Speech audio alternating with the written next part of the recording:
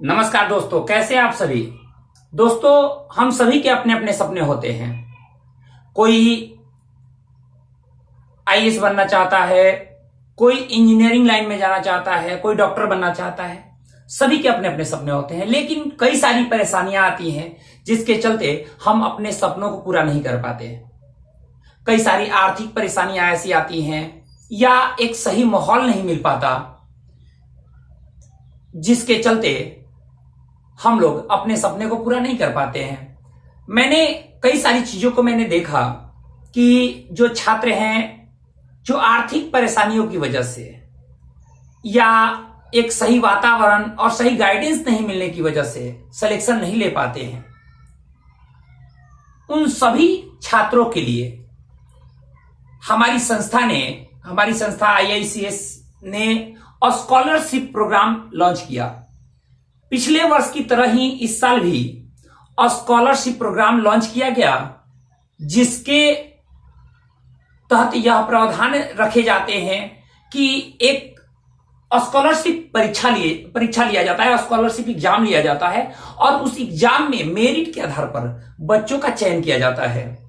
दोस्तों, यह इसलिए इस स्कॉलरशिप प्रोग्राम को लाया गया ताकि जो बच्चे सिविल सर्विस का तैयारी करना चाहते हैं और आर्थिक परेशानियों की वजह से, आर्थिक समस्याओं की वजह से, एक सही माहौल न मिलने की वजह से, एक सही गाइडेंस न मिलने की वजह से वो सिलेक्शन नहीं ले पाते, तैयारी नहीं कर पाते, उन सभी छात्रों के लिए ये स्कॉलरशिप प्रोग्राम लाया गया। हम लोग की एक और सोच होती है दोस्तों, कि जैसे मान लेते हैं हम लोग चाहते हैं कि हम लोग ये सोचते हैं कि अगर सिविल सर्विस परीक्षा की जो तैयारी कर रहे हैं, हम ये सोचते हैं कि हम दिल्ली में, इलाहाबाद में रहकर ही हम इसकी तैयारी कर सकते हैं। लेकिन ऐसा कुछ नहीं है।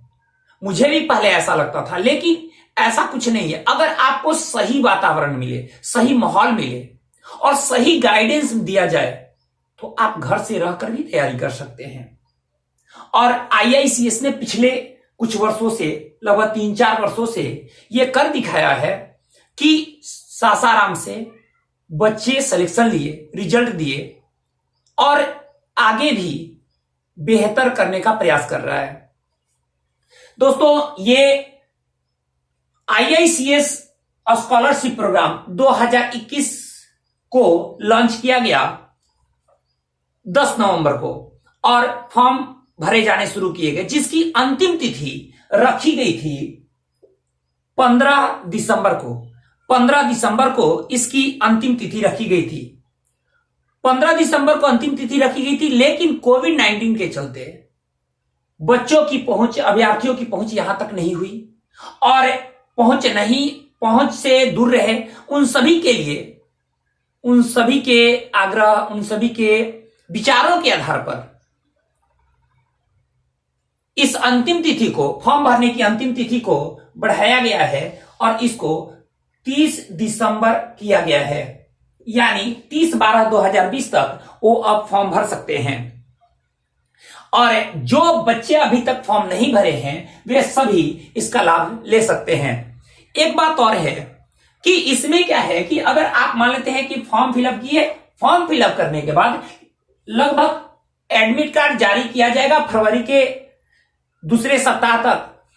फरवरी के अंतिम सप्ताह में या मार्च के पहले सप्ताह में इसकी परीक्षा आयोजित की जाएगी, जिसके लिए होम सेंटर रखे गए हैं। बिहार के प्रत्येक शहरों में होम सेंटर की व्यवस्था की गई है और फरवरी के अंतिम सप्ताह या मार्च के प्रथम सप्ताह में वो परीक्षा आयोजित की जाएगी। परीक्षा के परिणाम के मेरिट के आधार पर बच्चों का चयन किया जाएगा, जिसमें 1 से 20 तक के बच्चों को,